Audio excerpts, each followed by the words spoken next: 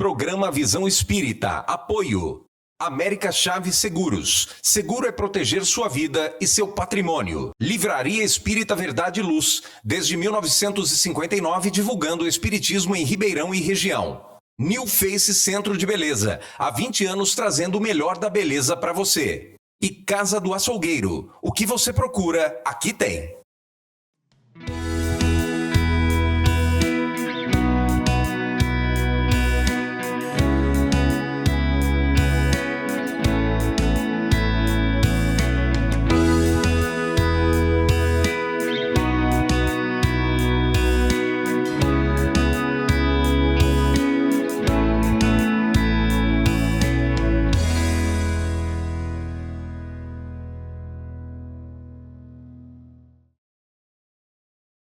O programa Visão Espírita pede licença para entrar no seu lar, levar-lhe uma mensagem de fé, de otimismo e de muita esperança.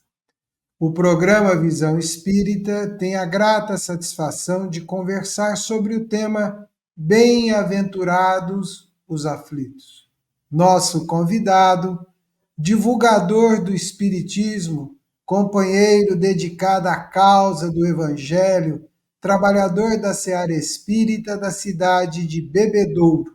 Bem-vindo, Paulo Sampaio, ao programa Visão Espírita. Muito obrigado, Zola.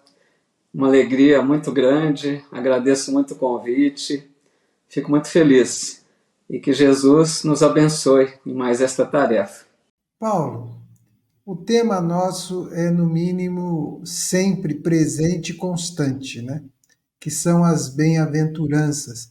Segundo os evangelistas, em quais circunstâncias Jesus apresentou essas bem-aventuranças?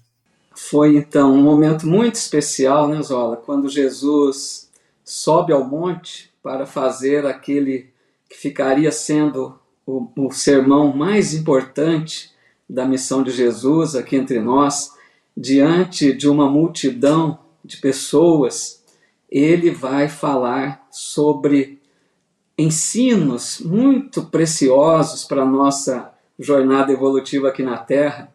E esse Sermão do Monte ficaria conhecido como um dos mais importantes, tanto que Gandhi, que nem era cristão, chegou a dizer que mesmo que se perdessem todos os textos sagrados e restasse apenas o Sermão do Monte, nada se teria perdido. Para a gente ter uma ideia da importância desse momento em que Jesus fez esse sermão, que está lá registrado em mais evangelistas, mas principalmente por Mateus, de uma forma mais ampla, a partir do capítulo 5. Então, naquela hora que Jesus fala das bem-aventuranças, o contexto ali daquele momento era de desigualdade e de injustiça. Porque aquelas pessoas daquela época sofriam muito com o domínio, né, o jugo romano, uma certa escravidão do comando romano. Então Jesus falaria naquela hora de humildade, de misericórdia, de resignação, de fé, como se ele ali estivesse levantando o ânimo daquelas criaturas, derramando palavras de esperança para que aquelas pessoas pudessem começar a vislumbrar um futuro melhor. Então aquele foi um momento muito especial e que nós teremos aqui a oportunidade de comentar com mais alguns detalhes, né? Perfeito. Nós somos espíritas, né? E como tal, uma religião, uma fé, uma crença, né? Que tem base no seu aspecto moral nos evangelhos, nos ensinos de Jesus. Que isto fique bem esclarecido a todos os nossos telespectadores e nossas telespectadoras. Paulo, como que o Espiritismo entende e trabalha e conversa sobre as bem-aventuranças? Bom, inicialmente, como já dissemos, né, consideramos as bem-aventuranças como parte fundamental do ensino de Jesus. E é interessante, né, Zola, que essas bem-aventuranças, elas vão nos apresentar virtudes que todos nós, espíritos em jornada evolutiva, estamos em busca de conquistá-las. Então, Jesus apresenta numa ordem muito bem pensada, né, as bem-aventuranças, mostrando o caminho da nossa redenção, mostrando o caminho da nossa evolução espiritual. E nós, em doutrina espírita, percebemos que essas bem-aventuranças, elas não estão apresentadas de uma forma aleatória, elas se interconectam.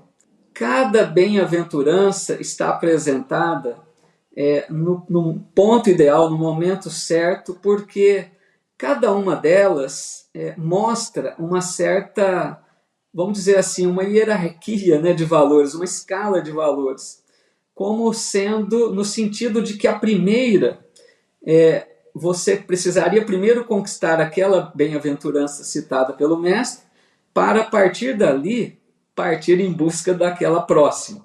Então nós percebemos que elas se interconectam. Por exemplo, a primeira bem-aventurança que Jesus apresenta é bem-aventurados os pobres de espírito, que ele fala sobre a humildade. Então é preciso ter humildade para que a gente possa conquistar a próxima, que ele vai apresentar no sentido de bem-aventurados os aflitos, aqueles que choram, no sentido da resignação. Então vejam, uma pessoa que não tenha ainda conquistado a humildade, ela não conseguiria conquistar essa resignação, essa confiança verdadeira em Deus. E assim sucessivamente, na sequência ele fala dos brandos e pacíficos. Então a gente percebe, isso é importante entendermos, que cada bem-aventurança está apresentada de uma forma que nos garante condições e habilidades para buscarmos a próxima. Então assim veremos, poderíamos dizer, uma escala de valores, né, uma hierarquia ali dentro das bem-aventuranças. E outro ponto, Zola, que eu gostaria de destacar com relação, né, às bem-aventuranças, é que Kardec muito sabiamente destaca nesse capítulo 5 a questão da vida futura, né, a vida espiritual. Porque ele diz que as promessas de Jesus contidas ali nas bem-aventuranças não fariam sentido se nós não considerássemos a vida futura. É preciso projetar olhares para além da morte do corpo. É preciso compreender que a vida prossegue, porque muitos dos ensinos do Cristo não ficariam muito claros se nós não tivermos, né, essa visão. Paulo, aqui eu vou colocar para você uma pergunta, no mínimo, que vai te colocar numa situação sensível, né? Mas eu vou perguntar porque vale o bate. Nós estamos aqui de uma maneira fraterna, conversando. Imaginemos batendo um papo, tomando um café, e eu pergunto assim para você, na sua opinião, Paulo, existe uma bem-aventurança que se destaca? Bom, antes de eu entrar com a minha humilde opinião, vamos buscar aqui primeiro,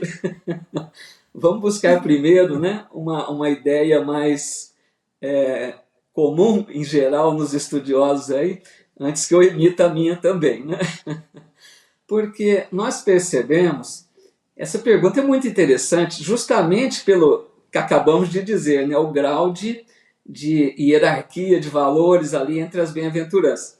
Então, se nós pensarmos que elas se apresentam numa forma gradativa de valores, sendo que a última seria a mais difícil, a mais importante, a gente poderia ser tentado a pensar que a última seria a que mais se destaca. Mas nós percebemos que, ao contrário, é a primeira que se destaca. Por quê? Muito lógico, ela se destaca em qual sentido? Sem a conquista da primeira, não teremos as demais virtudes, né? Então, como já dissemos, a primeira é a humildade.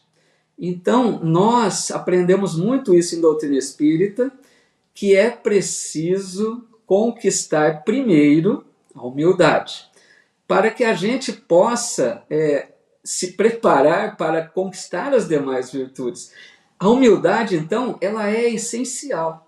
Então, nesse ponto, né, sob esse ponto de vista, a primeira seria aquela que se destaca como mais importante para a conquista das demais. Mas eu vou aqui também colocar o meu ponto de vista, já que me foi permitido. E eu gostaria, Zola, de mostrar uma visão no seguinte sentido. Para mim, destacaria bastante bem-aventurados os aflitos. Por quê? Quando a gente observa uma pessoa que é realmente esse bem-aventurado, que nem todos são, poderíamos ter oportunidade de falar ainda sobre isso, mas aquela pessoa que já conquistou essa confiança maior em Deus, essa resignação, essa força de vontade, essa pessoa que nós vemos às vezes enfrentando na vida provas duras, situações difíceis, que muitas pessoas diriam: eu não suportaria tudo isso. E essa pessoa dando exemplos de bom ânimo, de alegria. Então eu destacaria essa por quê? Porque essa pessoa, ela gera um otimismo à sua volta. Ela cria esperança no coração daqueles outros que sofrem também. Porque essa pessoa aprendeu ou está aprendendo a carregar a sua cruz com coragem, com firmeza, com bom ânimo, mostrando assim a sua submissão aos desígnios divinos, como Jesus sempre repetia: eu faço a vontade do Pai. Você já citou o Evangelho de Mateus, né? E nós vamos chegar no capítulo 5 do Evangelho de Mateus, onde estão colocadas capítulos 5, 6, as bem-aventuranças, né? E lá no Evangelho de Mateus está assim: bem-aventurados os que choram, porque serão consolados, e você se familiarizou, né, com essa bem-aventurança, né? Agora, quando se está mergulhado num momento difícil, né, em meio ao turbilhão dos acontecimentos, e eu tenho certeza que nosso telespectador e nós já passamos por situações dessa natureza, envoltos pela problemática do mundo, seja por uma questão econômica, por uma questão de perda de um ente querido, por uma questão de natureza de saúde. Será que a bem-aventurança realmente vai nos consolar? Como é que nós vamos entender essa dinâmica? Porque você está ali naquela situação avassaladora, às vezes, né? É uma situação que te envolve de tal maneira. Será que isto realmente nos consola? Será que nesse momento, bem-aventurados os que choram, porque serão consolados? Porque você está no meio, você está vivenciando aquilo na prática, né? Além do conjunto teórico. Como refletir sobre isso? Pois é, Zola, é uma questão bastante séria, né, para a gente pensar, porque seria preciso ter uma certa condição íntima diante das vicissitudes da vida para que a gente se habilitasse a esse consolo. Porque nem todos aqueles que sofrem se enquadram nessa bem-aventurança. Aqui é um ponto importante, porque muitas pessoas sofrem, tem até uma mensagem, me lembrando aqui agora nesse capítulo 5, apresentada com o título Tormentos Voluntários. Então, nesta mensagem, o Espírito vai dizer que nós criamos muitas vezes dores, aflições, problemas na nossa vida que não teriam necessidade de acontecer. Nós sofremos desnecessariamente. Então, nesse sentido, a gente precisa compreender que nem todos estão enquadrados nessa questão, nessa promessa de Jesus: bem-aventurados os aflitos, os que sofrem, os que choram. Agora, Kardec, como já citamos um pouquinho, né, nessa nossa fala, Kardec explica que esse consolo, ele está muitas vezes projetado mais à frente, né? Porque a gente pensa, e nós vemos, né, muitas situações dessas, quantas pessoas que sofrem durante toda uma existência. Então a gente poderia dizer assim: mas em qual momento que aquela pessoa encontrou o consolo? Ela passou uma vida aflitiva, uma vida difícil, com provas ásperas, com expiações cruéis. Então Kardec deixa muito claro que as promessas de Jesus, elas ganham sentido a partir do momento que nós temos a certeza da vida futura. Então esse ponto é muito assim importante para que nós encontremos esse consolo, esse alívio desde já. A partir do momento que a nossa visão se projeta para além da morte do corpo físico, nós começamos a compreender que somos um ser imortal, somos um espírito para viver por toda a eternidade. Então assim a gente começa a sentir um certo alívio, a sentir a cruz um pouco mais leve, porque sabemos, teremos certeza que a vida não se resume a apenas isso. Porque muitas pessoas pensam, mas eu queria tanto ser feliz hoje, né? Então, quando a gente tem essa perspectiva de futuro, das reencarnações, da vida espiritual, que é a vida verdadeira, aí nós seremos consolados no porvir, vamos dizer. Por que seria esse consolo? Imagine uma pessoa que suporta, então, muito bem as suas dores, as suas aflições, sem revolta, sem desânimo, sem gerar pânico naqueles que estão à sua volta. Então essa pessoa, quando desencarnar, ela encontrará uma condição de muita paz, com certeza, porque ela soube lidar com aquelas adversidades que não por acaso fizeram parte do seu contexto de vida. Mas eu também ousaria dizer que nós temos também consolo desde o momento presente. Nem somente no futuro, na vida futura, porque, como já dissemos, a pessoa que começa esse despertar de consciência, que começa a compreender que é um espírito reencarnado e sabe que Deus é justo, Deus não erra. Então essa pessoa entende que essas dificuldades, essas vicissitudes que enfrenta, são consequência dos seus atos, quer seja desta existência, quer seja de existência passada. Então a pessoa que se encontra sofrendo, mas imagina, eu estou, na nossa palavra mais simples, eu estou quitando a minha dívida, eu estou pagando, né, eu estou reparando um erro do passado. Então essa pessoa se sente até valorizada em saber que ela está suportando com coragem, é um testemunho de fé. Então essa pessoa também, desde já, poderíamos dizer que tem esse consolo desde o presente, essa força íntima.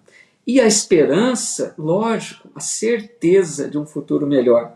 Porque nós precisamos compreender bem isso, porque muitos dizem que a Terra vai de mal a pior.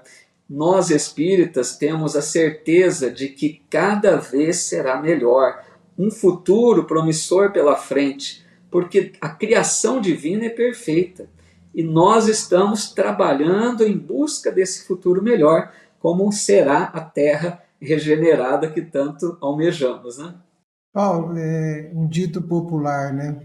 Tudo passará. Justamente. Tudo passará. Sabe que o Evangelho segundo o Espiritismo, amigo e amiga telespectadora, faz parte das 5 obras básicas que compõem os princípios e os fundamentos do Espiritismo.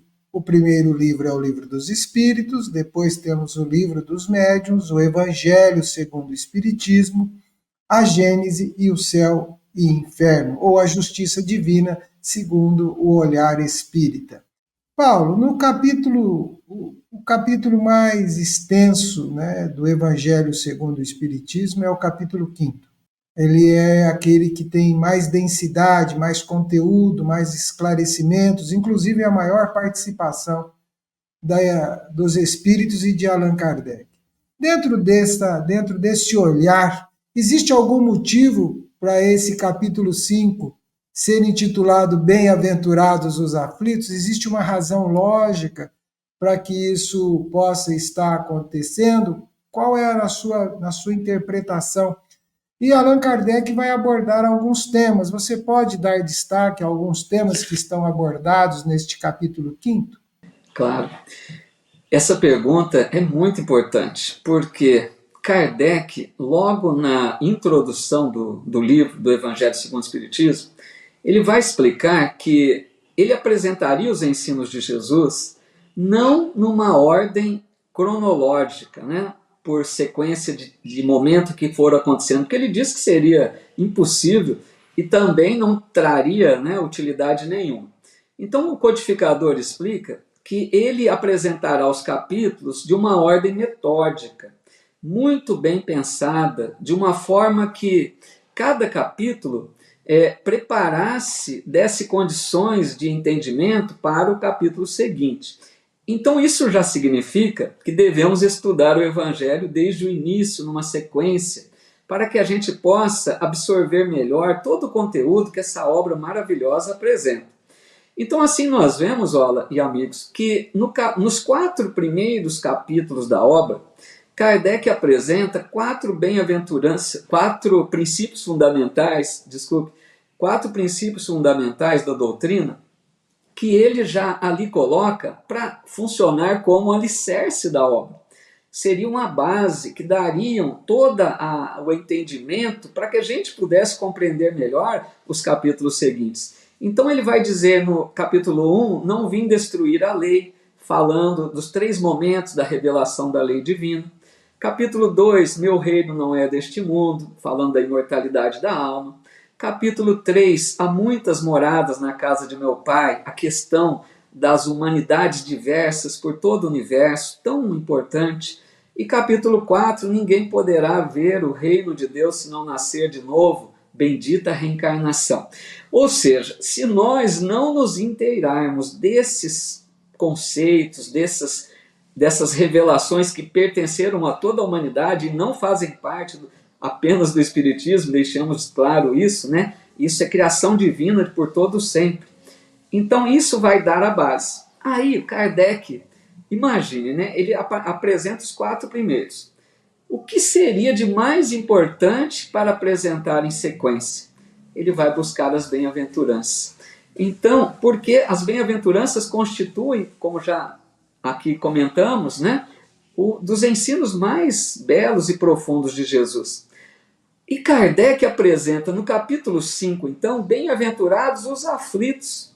Por quê? Né? Porque ele trata de um assunto que nos diz respeito a todos. A dor. Todos nós sofremos de uma forma ou de outra. Então Kardec vai apresentar esse título, esse capítulo, porque é dos mais relevantes para nos ensinar a lidar com a dor. Compreendermos melhor por que sofremos, para esclarecer aquelas aparentes injustiças, que na verdade não são injustiças. Então, dessa forma, é um capítulo muito bem pensado, e a gente vê que na sequência ele apresenta capítulo 6, o Cristo Consolador. Ele quebra as bem-aventuranças para apresentar o consolo logo em seguida, mostrando essa didática, né, essa forma metódica.